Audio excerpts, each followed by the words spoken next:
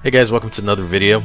In this one we're going to talk about a history between the AR-15 and the AK-47, and we're going to also talk about the emerging trend of what's known as the Piston AR. And maybe some of you guys haven't heard of that.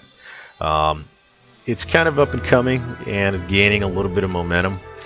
So we're going to first talk about the history of the AK-47, then we're going to talk a little bit about the history of with the AR and some of the issues, and then we'll finally talk about the Piston AR and why it's significant to military, law enforcement, civilians, as a potential future weapon and replacement for maybe the normal AR system that we're used to. So let's get into it. Alright, so one of my favorite statements that's kind of going around the internet right now is that the AR is not as unreliable as you think, and the AK is not as inaccurate as we think. Okay, there's a lot of myths going around and a lot of exaggeration. So a lot of rumors are based in truth, and there is some truth to statements that the AK is quote unquote not accurate and the AR is quote-unquote not reliable. There's some basis of truth on that, but anytime you use always and never, right, those typically are not true statements. Alright, so in this test you can see an AR that's been put through a mud test, completely coated, and it fires 5 rounds. So you can see this is a channel, I think it's called In Range, and they do some really cool weapon testing. So he's actually opening the dust cover, and you can see the bolt there, and they kind of comment, you know, this thing just passed a test that most people said it would fail. All right, and people that are loyal to the AR side or the AK side usually will kind of bash the the other team in a sense. But the reality is that the AR is not as unreliable as people make it out to be. It serves in combat operations in Afghanistan, Iraq, it served in Vietnam. Yeah, it has had a bunch of issues, but if it wasn't reliable, the military wouldn't use it, right? And it wouldn't be the most prolific firearm in the United States. So here he's just pouring mud right into the right on the bolt carrier group there with the dust cover open, and he's going to do another 5 rounds and test to see if it works. So all 5 rounds work just fine. Let me note that this is a direct gas impingement rifle, which means that the gas of the escaping gases are actually going back. That's what pushes the bolt carrier group back. Alright, so the rifle's working just fine and completely covered in mud. Alright, a lot of people that are loyal to the AK side will say, well, they'll come up with reasons why this is not an accurate test or whatever the case may be, but the reality is that the test showed that it can fire, and it will fire effectively. All right, the reason for this is that the AR is a sealed system. It's sealed tight. All right, now with the AK, we'll look at a demonstration of the AK in a sec here. All right, so just to clarify, this is a Romanian HK, not a Russian.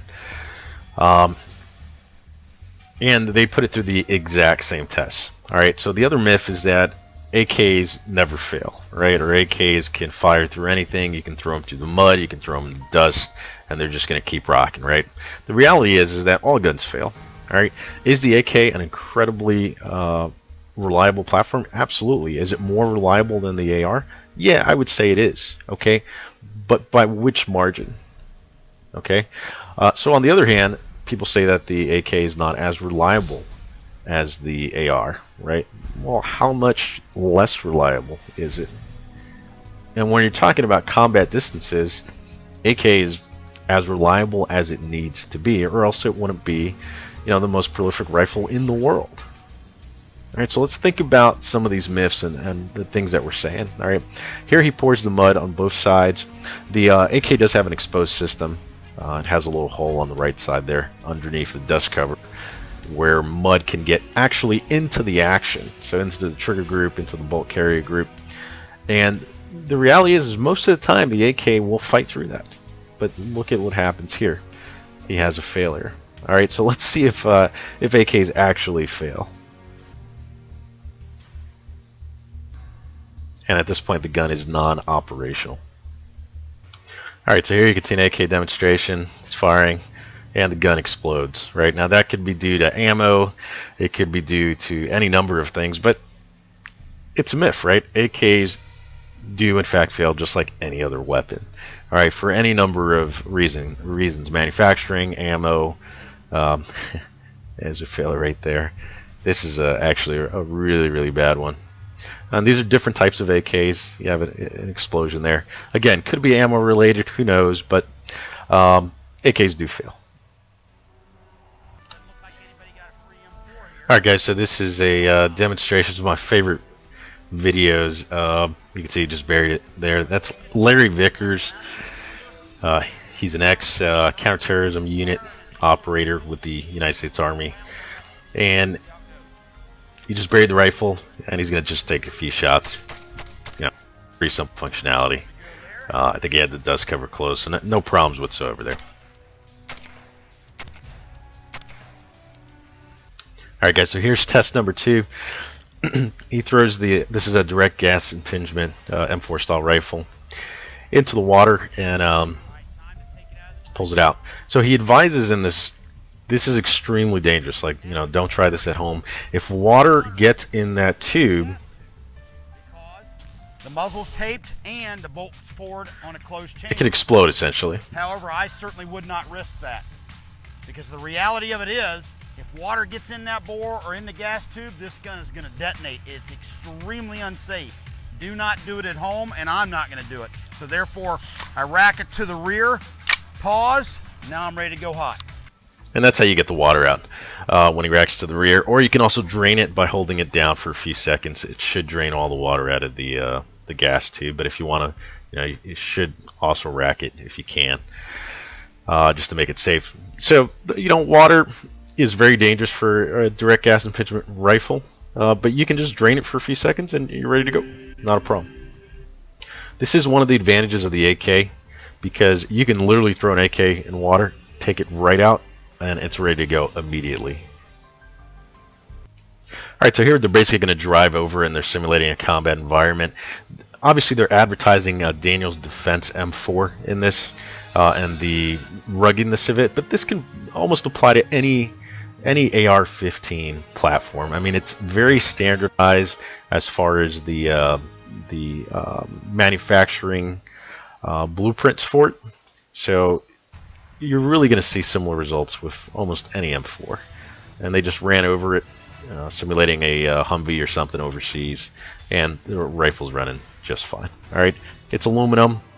It's not going to break, more than likely.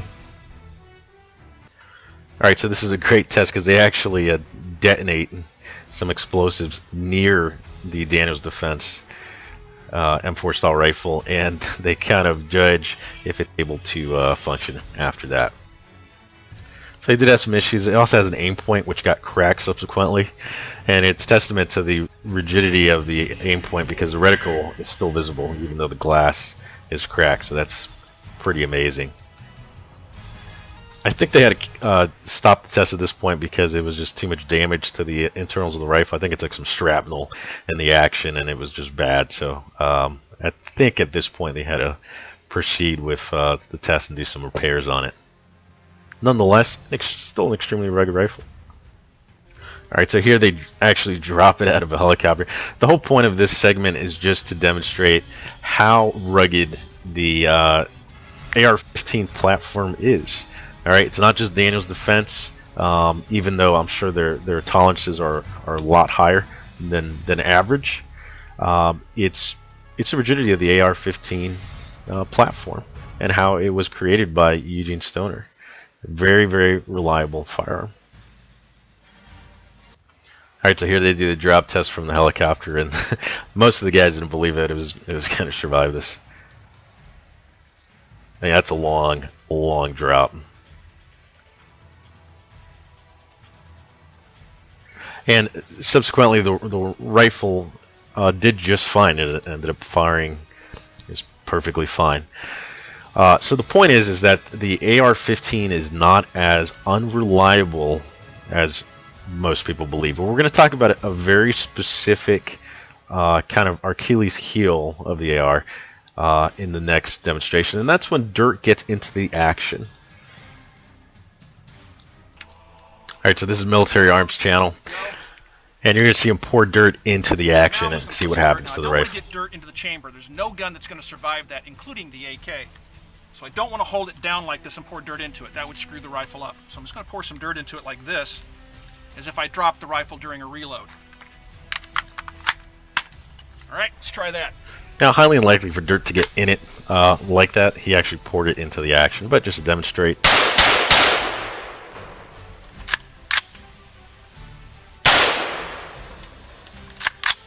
That's where I expected problems with the AR-15.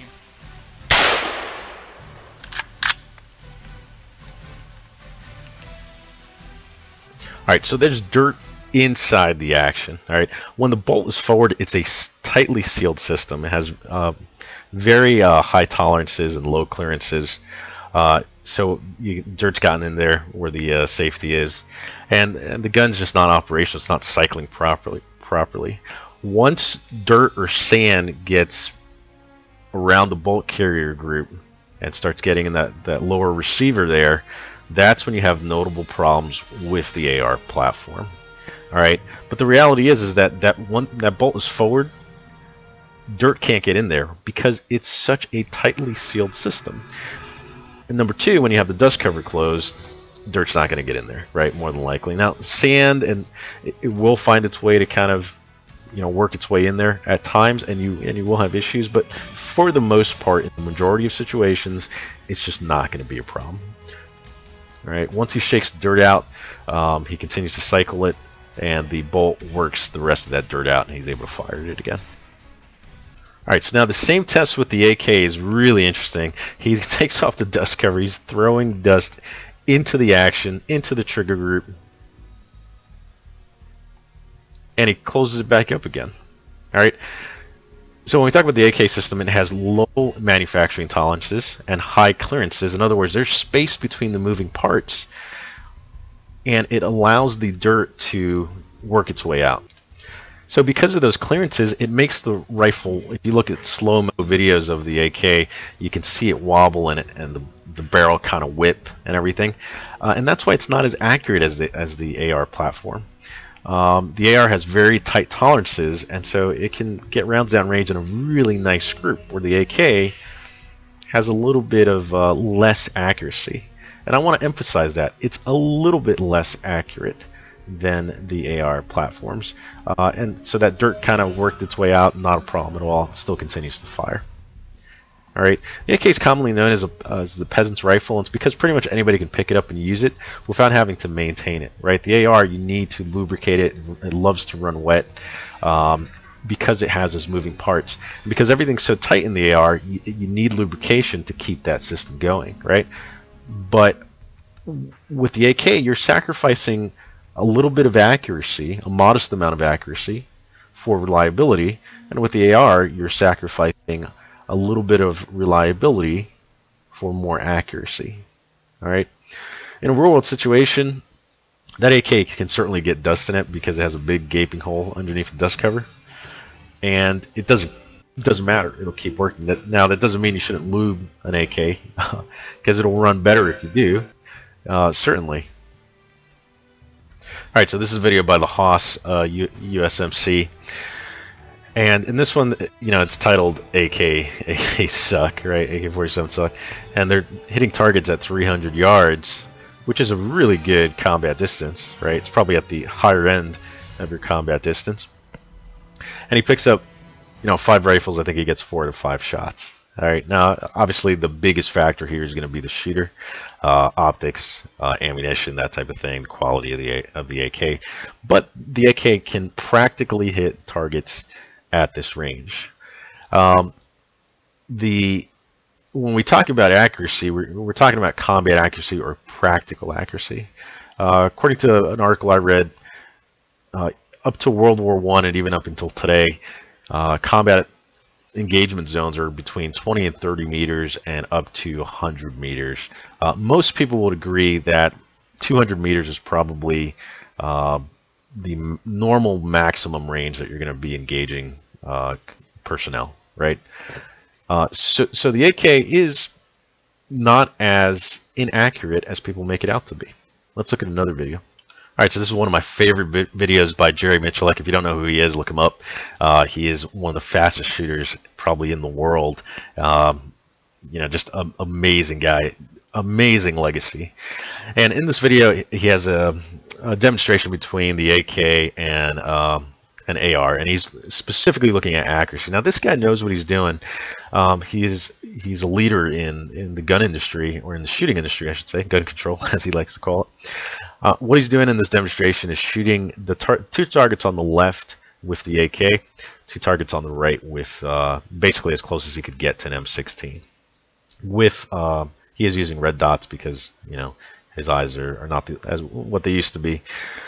But in the demonstration, he shoots as well as he can. He's shooting off the bench as consistently as he can, and he shows the dispersion. What I mean by bullet dispersion is the kind of MOA distance between one bullet and another. Okay, so if you were to draw a circle between the bullet group, that would be the dispersion, right? And at 100 meters, which is a practical, combat zone, he's able to, I think he gets about a 5-inch group or a 4-inch group with the AK, and he gets about a 2.5-inch group with the AR. All right. So roughly, at 100 meters, the AK is half as accurate as the AR. All right, just roughly. Now you got to understand, as the distance increases, that bullet dispersion is going to increase as well. So the further away you get from the target, the bigger that dispersion is going to be between the bullets. So what can we learn from this? Is the AK less reliable than the AR? Yeah, it is. I think everybody would agree, right? But how much less so? All right, at 100 meters or 200 meters, the AK is practically as accurate as the AR. In other words, if you can hit a man-sized target with an AR, you should be able to hit a man-sized target with an AK at the same distance, right? Being same shooter, same optics, that type of thing. Now, the question you have to ask, as a warfighter or as a civilian or whatever you are, police officer, is do we need more accuracy or do we need more reliability? All right. Well, I guess it depends. All right. If you're shooting really close range, like CQB distances, an AK would probably do just as well as an AR because the bullet dispersion and the difference in accuracy wouldn't really matter, right? So in that scenario, you'd probably prefer reliability. You want that gun to keep functioning. All right. Now, a lot of AR users will say, well, if you just clean the rifle and you maintain it properly, it'll function for you, right? It's not going to let you down. The problem is, if you hear soldiers in Afghanistan and Iraq talk about the AR, they'll say things like, we're out on patrol on a 2-3 day patrol, and we didn't have time to clean the rifles because we were constantly in combat engagements, right? Or we didn't get resupplied, whatever the case may be, right? You didn't have time to take out your cleaning kit in the middle of a 2-day-long firefight and clean your rifle. So you're going to get dirt and sand in that AR. It's going to work its way in slowly and over time, right? Even though it's a sealed system, whereas with the AK, it's going to be a lot more forgiving for you. So here he kind of demonstrates the bullet groups, and on the left is the AK platform. You can see a nice little group there, and it's probably better than a 5-inch group. It's probably more like a 4-inch group. And he had an outlier here, which he talks about. So that's the AK accuracy at 100 meters. And the reason I'm showing this is just to show some actual tests for reliability and for accuracy. All right, so man-sized target, AK is not going to have a problem hitting that whatsoever. All right, so let's go over the AR side. And he goes over, and the one thing that you'll immediately notice is the tight grouping of the, and actually looking at it now, it actually is really not much of a difference, but you can see the tight grouping, those 3 shots down there with the AR system. Now, this is not a modern AR, it's actually, I think, like a almost Vietnam era or something. And there you can see the really nice tight grouping. what the AR gives you is consistency of shots, right? You're going to get nice tight groups. AK, you're going to get more dispersion. All right, so let's look at how an AK-47 actually works. This is a piston-operated rifle, and you can see the gas goes through there, and it's going to push this piston rod, much like in a vehicle or an engine, to cycle the bolt carrier group. That's going to go back. It's going to pick up another round. You know, you're going to pull the trigger. Hammer's going to go down. Firing pin's going to hit the round. That's going to fire. You can see that recoil spring there. And the gas is going to go up to the where the gas block is. All right, that gas is going to go up to where the gas block is, and that's just going to push this little cylinder right here back. And that's what gives you the recoil of the rifle. So let's look at the AR system. Real quick. So let's ask ourselves, does the piston system make this rifle more reliable? Not directly, all right? What it does is it doesn't introduce all these hot gases and carbon into the most intricate parts of your weapon system, which is right here, right? Into the heart of the weapon system. There's a saying that the AR, craps where it eats, and that's true, right? You're sending hot gas or carbon into the most intricate parts of the rifle. So it doesn't make it more reliable in a direct sense, but it doesn't burn up your oil or your lubricant on here. And because of the low clearances, you don't need a whole lot anyway, right? There's low clearances here, so this has freedom to move around in the system. And it doesn't cake this up with a bunch of carbon, and then after it dries up, it turns into sludge, and now you have a rifle that can't operate. And that's what happens to the AR, right? Especially if you can't clean it and you can't lubricate it.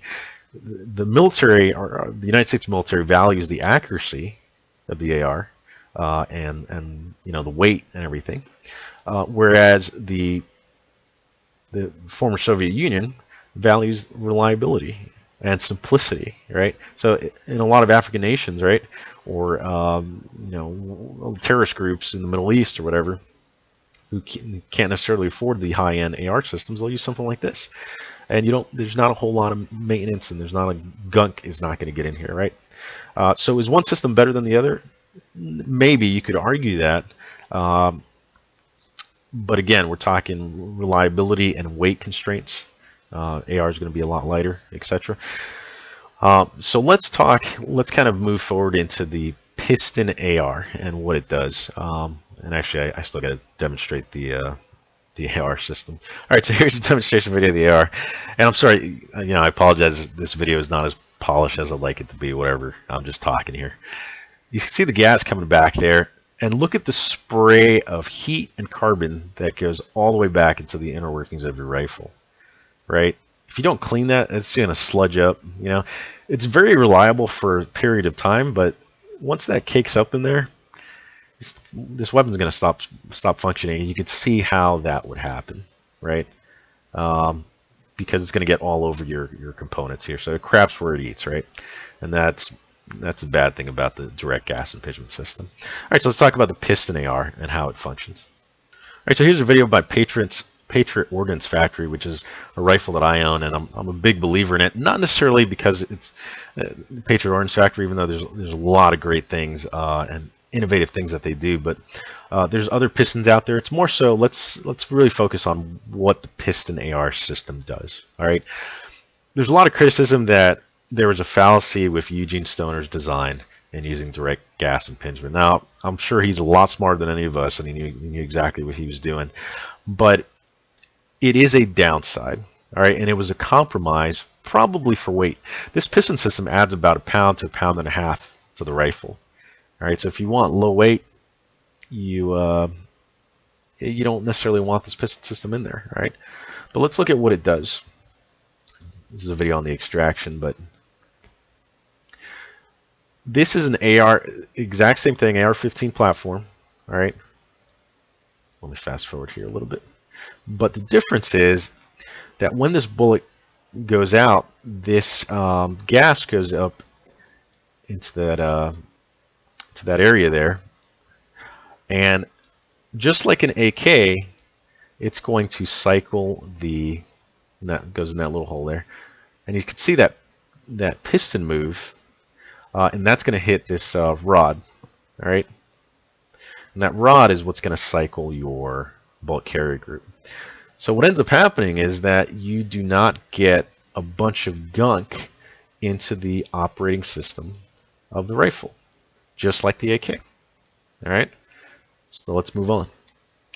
All right, so this is the HK416 demonstration that Larry Vickers does, and he was kind of part of the development of this. They do a sand test and just bury the thing. And we saw earlier that even the direct gas impingement M4, M16 series was able to pass this test. The HK probably can do that a little bit better, right? As long as the bolt is forward and everything's sealed up in the rifle. So what are the advantages? This is kind of the point of the video. What are the advantages of the Piston AR system? Number one, it doesn't expel hot gases and carbon into the intricate parts of the rifle. So it is able to, the life of those metal parts is going to be a lot longer. All right. Number two, you're not getting carbon in there and sludge. So that means that while you should lube it, you don't necessarily have to for long periods of time. And that's what's really missing in the M4 series, is that it needs pretty scheduled maintenance in order to continue firing. So the way I personally see it is that the Piston AR is the future of Eugene Stoner's design, and height and weight, or excuse me, weight constraints. Something that the military would have to evaluate and think about. But this is going to add a lot more functionality and long life. It's not going to be as finicky as a direct gas system, and soldiers are going to be able to fire this for long periods of time without having to clean it, right? So that's the advantage. Now let's talk about who's using this. Pretty much all the top tier counterterrorism teams have switched over to the HK 416, and mainly it's because of functionality. All right, it's a very accurate rifle as well. If you talk about DevGru, if you talk about U.S. Army Delta Force, they've all, as far as I know, switched over to the HK416. Now, one really important aspect of this, and I think this is the test actually done by HK versus they call it a competitive model. The competitive model is a direct gas impingement M4 style rifle. And there's certain customers like Navy SEALs, right, or other special operations groups that need a over-the-beach capability. What that means is as soon as that rifle comes up over the water, you need to be able to fire it and fire it safely. Now, we saw with the test earlier with Larry Vickers, direct gas impingement, you get gas in that gas tube, it can explode. And we're actually going to see that in this demonstration. So here's the HK. They have the charging handle back, so the bolt's completely open. It's getting water everywhere inside the rifle. And he pulls it out, and he's able to shoot it instantaneously. All right, you could probably even shoot it partially underwater with the barrel just kind of sticking out. All right, so no problems whatsoever. Fired just fine. And they're testing function after that. Now, if you're a civilian like me, and you want a Piston AR, right? You're still going to get a lot of the benefits of that. Do you need an over-the-beach capability? No. If you drop your rifle in a puddle of water and mud and you need to use it right away, is that going to be beneficial? Yeah, but what's the likelihood of that? But for special operations guys, this is the direct gas impingement test, and you can see that the rifle exploded immediately. All right, that's because water got in the gas tube and cause this rifle to explode. What happens is the hot gases heat up that water and instantly turn it to vapor, and it blows up. All right. So there's an easy fix for that, in that you can see the devastation there. You can easily drain the gas tube, pull the charging handle back, charge it, and then the water should be completely out of it, right? But for guys like Navy SEALs who need to be able to use that rifle immediately, they don't have that luxury. All right, they want to be able to come up out of the water. If there's targets on the beach, they need to be able to engage them instantaneously and reliably. And here's the HK again with further testing. All right, so that piston, there's no gas tube to worry about. You can fire it right away. just an added benefit. And actually, it's extremely important to a lot of teams that use these rifles. Alright, so I'm just going to finish up with some footage from Patriot Ordnance Factory. I really believe in this company, and I did a lot of research before I actually purchased my AR. And they just put a lot of love. I highly recommend you watch this video called The Why. It's not just the piston system. It's just everything about the rifle that they've taken thought in it. That trigger is by the way, 4.5 pound trigger, match grade, that you're getting as part of the rifle. It is expensive. I call it the Ferrari of rifles, but the reality is I can't afford an HK416 and I can't afford an MR556, right? I don't want to spend that much. I'm not a tier 1 operator, right? So what I did want to do is buy the best possible rifle for the money, and what I decided to go with was the Patriot Ordnance Factory. It just had the most innovation out of any rifle. If you watch this video, you'll see every tiny thing. That's a heat sink right there. That's displayed. Their bolt carrier group is nickel coated. I forget what it is. NP3 coated, so it has like a Teflon, and it's self-lubricating. The owner of this company, is pictured here, says you don't even have to lubricate the weapon. It's optional. All right, you can run it dry. Now, just because it's optional doesn't mean it's not going to add benefit, and you shouldn't do it. You should lubricate it, but you can literally run it without oil, and it will be fine. It will keep rocking, right? So that soldier in the field, right? That U.S. Army infantry guy in Afghanistan, that special forces guy, that Navy SEAL, that doesn't get a chance to strip down his rifle and clean it and lubricate it, right? That weapon's going to continue to function, right? The San Bernardino Sheriff's Office is up to about 62,000 rounds, I want to say. They had about 7 parts that they had to replace in the rifle, 33 malfunctions in all. I think that means like stuck casings, any double feeds, anything at all. 33 out of 64,000 rounds. It shows you the reliability of this. So the piston system, in conclusion, I believe is the future of the AR platform, and I really hope that the military implements it as a standard rifle for all soldiers. It just makes sense, right?